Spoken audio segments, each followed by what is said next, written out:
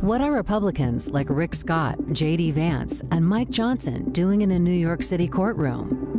Wasting time, wasting taxpayer money. This recent LinkedIn ad accuses well-known Republicans such as Rick Scott, J.D. Vance, and Mike Johnson of ignoring their responsibilities in Washington, D.C. in favor of going to a courtroom in New York City to support Donald Trump. This criticism draws attention to what appears to be an improper use of public funds and time, as well as the differences between the proclaimed and actual aims of these administrators. Additionally, the advertisement listed several issues with which these representatives were reportedly acting improperly and portrayed their actions as being harmful to both their constituents and the nation as a whole. The initiative of the advertisement as a whole questions these Republicans about their decision to appear in a courtroom rather than stick to their legislative duties in Washington, D.C. It criticizes and claims that they are wasting time and money by going to the courthouse. Instead of that, they would better use these funds to address urgent national problems and the American people's needs. It also criticizes and expresses the incited people's frustration and disappointment by demonstrating them as supporting Trump instead of focusing on legislative issues. Furthermore, the advertisement implies that these representatives are putting their loyalty to Trump above their sworn responsibilities by emphasizing their court appearances. Are they in Washington, D.C., working to make the economy stronger, or America safer,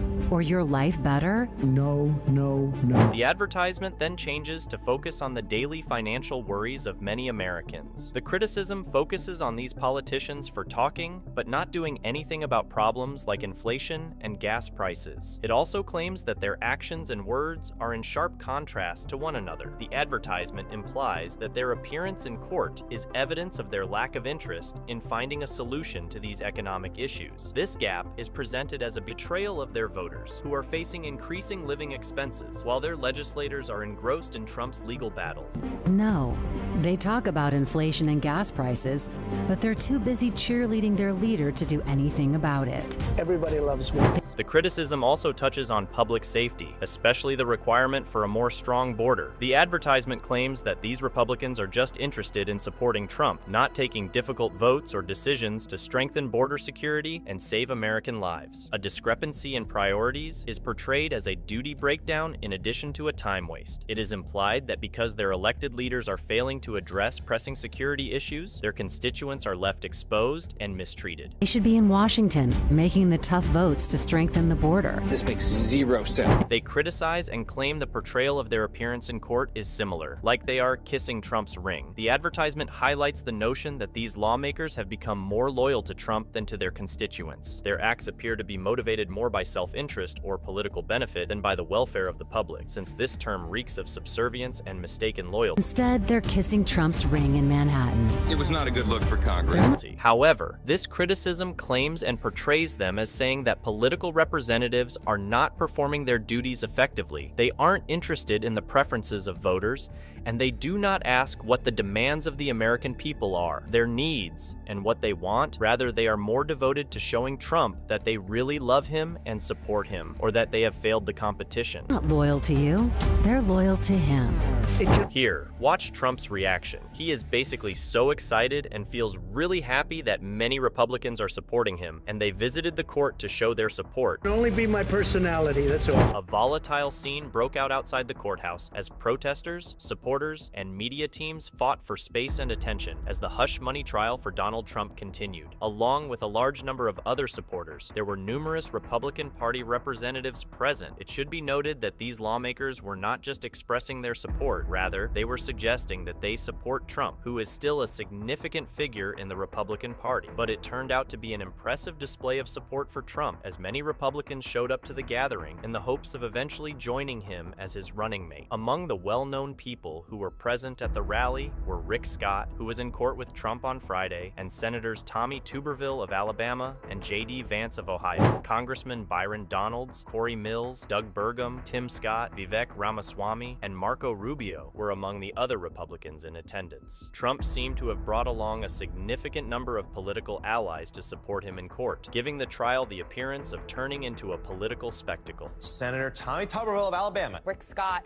joined Donald Trump in court on Friday. Vivek Ramaswamy, Congressman Byron Donalds, Congressman Corey Mills, Doug Burgum, Tim Scott, Marco Rubio. There was a significant exchange, according to reporters, and Trump is getting backing from everybody, and they're all waiting to find out the court's ultimate decision regarding Trump. When these politicians showed up together, it became more than a courtroom exchange. His legal team was prepared to confront the allegations by arguing that the payments in question were personal expenses rather than campaign funds. Conversely, the prosecution aimed to prove that these payments were made in defiance of campaign finance laws in order to influence the election's result. Furthermore, a sizable number of lawmakers attended Trump's trial in favor of him. There were 9 lawmakers in attendance. Members include Matt Gaetz, Lauren Boebert, Michael Cloud, Andy Biggs, and others. More friends with him to court. Big entourage today. No less than 9 lawmakers showing up for former President Trump this morning. You've got Representatives Matt Gaetz, Lauren Boebert, Andy Biggs,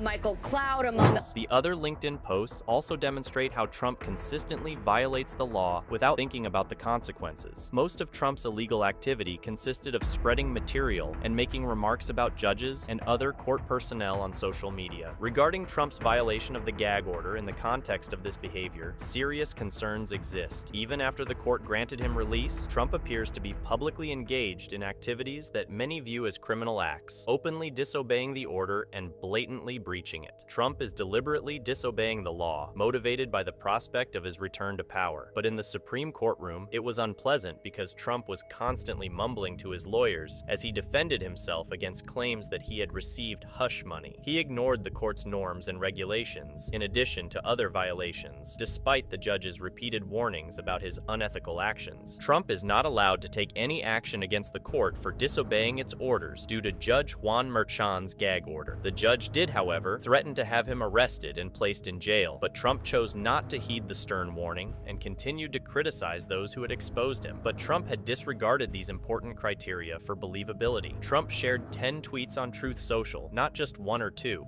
Some breaking in the Trump hush money trial. Moments ago, Judge Juan Merchan ruled Donald Trump violated his gag order 9 times. Trump fined $1,000 per violation. Along with those $1,000 fines, Donald Trump has been ordered to remove each of those 9 posts on his social media account by the... Watch how Trump responds to being punished for a gag order.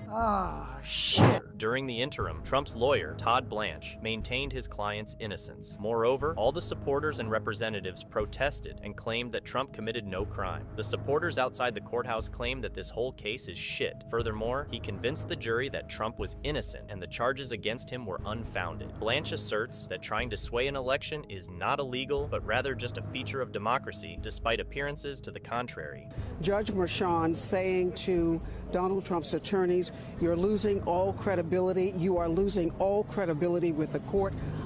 The end of the advertisement emphasizes that Americans are over it, indicating a general weariness with what they consider to be political play. This is an attempt to appeal to those who are sick of partisanship and want to see tangible progress on issues that are important to them. The advertisement hopes to foster a sense of unity among voters and a call to action to hold these officials accountable by highlighting this widespread dissatisfaction. Americans are asking than ever before, is this what we're paying them for? Not in Washington doing their jobs. They're at the courthouse. The American people are over it. So, what are your thoughts on this? Let us know in the comments below. If you enjoyed watching this video, then hit the like button, subscribe to the channel, and don't forget to ring the bell icon so you always stay updated about developments in Trump's legal cases. See you at the next one.